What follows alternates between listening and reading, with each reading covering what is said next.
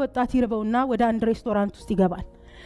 እዛ ሬስቶራንት ውስጥ ገብቶ አንድ ምግብ ያዝና መጠበቅ ይጀምራል። ያ ምግብ ሳይመጣለት ሌሎች ወጣቶች በግሩፕ ይገቡና ምግብ ያዛሉ። ይሄ ወጣት እርቦት ቀድሞ ገብቶ እየጠበቀ እንዳለ እነዛ ወጣቶች ያዘዙት ምግብ ቀድሞ መጣ። በጣም ያ ወጣት ተናደደ። ቀድሜ አዝዤ እንዴት የኔ ይዘገይና የሌሎቹ መጣ ብሎ ተበሳጨና ተነስቶ ሊወጣ ሲል አስተናጋጁ ያዘው።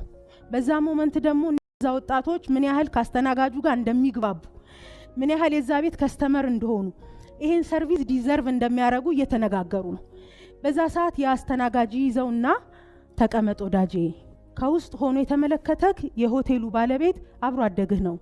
ስለዚህ አንተ የመረጥከውን ሳይሆን የቤቱን ስፔሻል እያዘጋጀልህ ስለሆነ ነው የዘገየብህ። ስለዚህ ታገስ ብለው አስቀመጡት። ከጥቂት ደቂቃ በኋላ የዛ ሰውዬ ምግብ በ6 አጃቢዎች እየተገፋ መጣ። ያን ጊዜ እነዛ ቀድሞ የሳቁበት ሰዎች ደነገጡ። ማን ስለሆነ ነው ይሄ ሰው የመጣለት? ምንድነው እሱ? ማን ነው? ምንድነው የመጣለት መባባል ጀመሩ። ምግቡን እየገፋ ያመጣው የቤቱ ባለቤት ነበር። አብሮ አደጉ፣ አብሮት የተማረ ወዳጁ ነው።